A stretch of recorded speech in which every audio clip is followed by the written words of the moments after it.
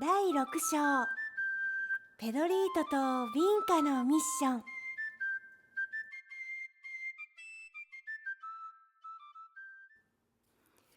僕もヴィンカも生まれた星の出身ではなかったというこのアミの重大発言の後、僕たちの驚きが一旦収まると、アミは再び説明を始めた。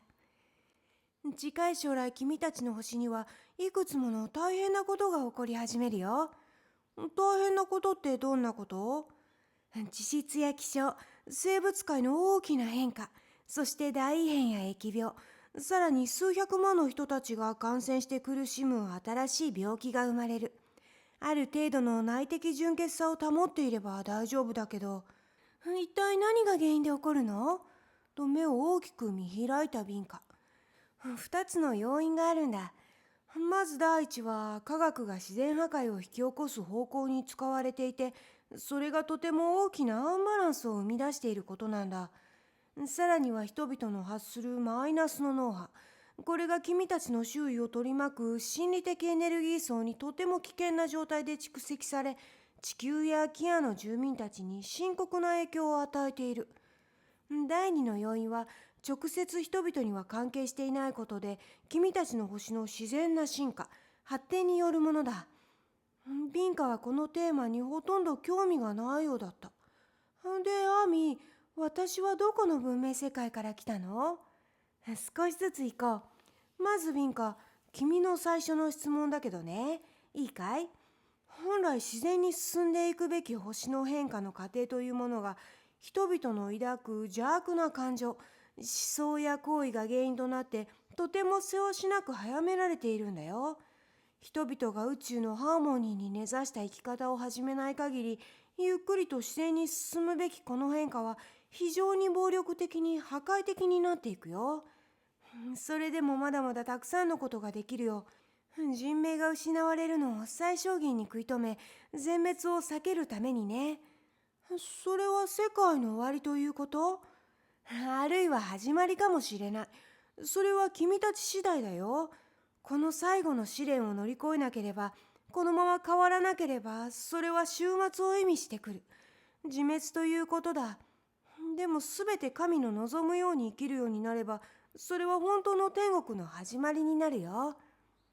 あなた方の力をもってすれば、キアや地球を自滅させないことくらい何でもないことでしょうに。ビンカはアーミをやや非難するような口調で言った。アーミはいつものように陽気に答えた。前にも言ったように、未開の文明に集団で公に干渉することは宇宙の方で禁止されている。それは絶対に守らなければならない。例えば君たちの学校の上級生が、もし君たちの代わりに試験を受けてくれるとしたらどう思う？そしたら何も勉強しなくても良い点数がもらえて、それはすごいと思ったので大喜びで言った。そんなのインチキよ。とビンカは僕を咎めるように言った。ハミは続けた。もし上の学年に進級できたとしても、君たちは授業の内容を全く理解できないだろう。そしたら同級生だけでなく、学校全体の邪魔者になるだろう。そして同時に、正々堂々と自分自身の努力で勝ち得たんだというプライドも全く感じられないだろう。その通りだ、アミ。と僕は少し反省しながら言った。本当だわ。もしあなた方が私たちのためにみんなやってしまったら、それは良くないことだわ。ウィンカも言った。だからといって何もせず手をこまねいているのも良くないことだよ。絶壁に向かって走っている子供、何もしないで見ているわけにはいかないだろう。仮にその子を取り押さえることは許されないとしても、そっちに行っちゃ危ないという警告を発することはできる。そこに君たちの使命があるんだよ。それどういうこと？よくわかんない。と僕は言った。私はよくわかったわ。とビンカが言った。じゃあ説明してよ、ビンカ。自分の星が自滅しないよう手助けするために、私たちは未開世界に生まれ変わったんだわ。その通りだ。どうしてわかったの、ビンカ。アミは叫んだ。私どうしてだかよくわからない。さっき話した感覚のおかげなんだよ。予感がしたんだ。2、3のことさえ分かれば、あとはもうはっきりしちゃうのさ。じゃあ私はどこの世界から来たの？ビンカはなおもしつこく聞いた。それはどうでもいいことなんだよ。過去に戻るのは何の意味もないからね。大切なのは常に現在だよ。でも私の本当の星、私が住んでいた本当の場所が知りたいわ。愛が我々に存在の意味を掲示した時には、すべての宇宙が我々の住まいとなる。すべての人たちが皆我々の兄弟だ。君たちには自分たちの星が平和に近づくための変革の一端を担うという使命が与えられている。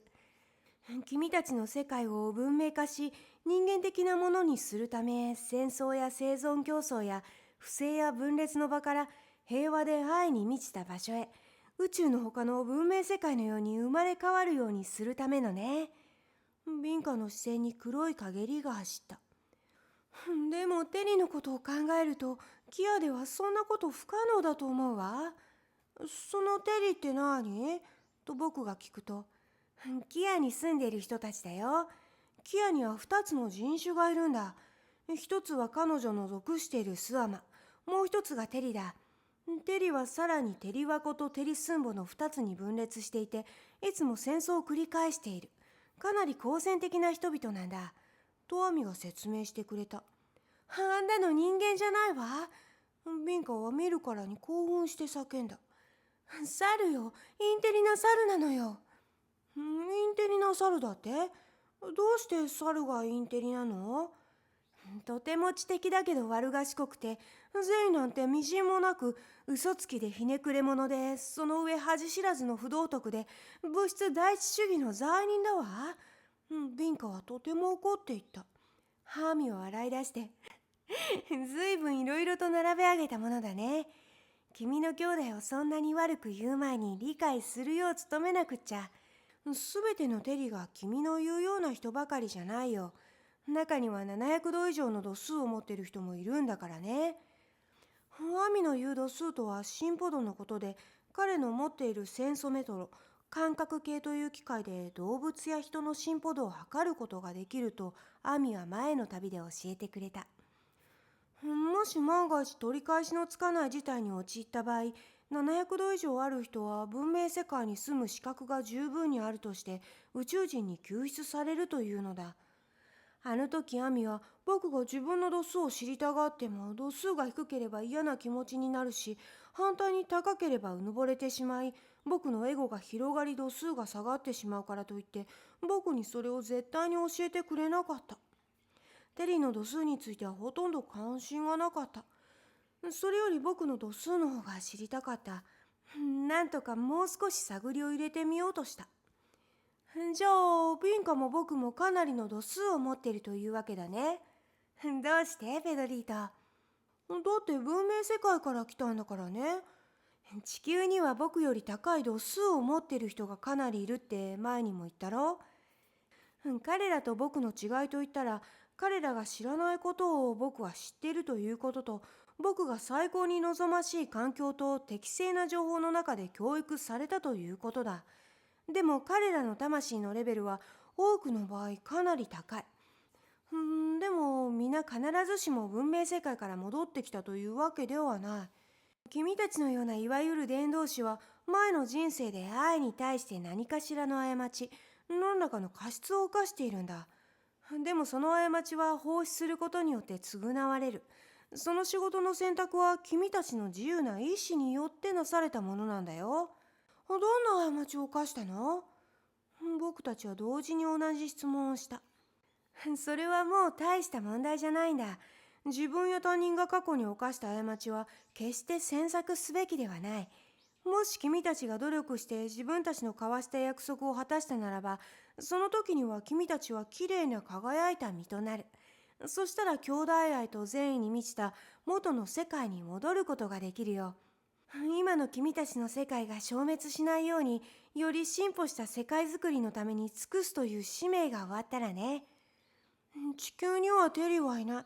それでも不可能に近い仕事のように感じるよ。どうやったら僕たちに何かできるの？思っているほど難しいことじゃないよ。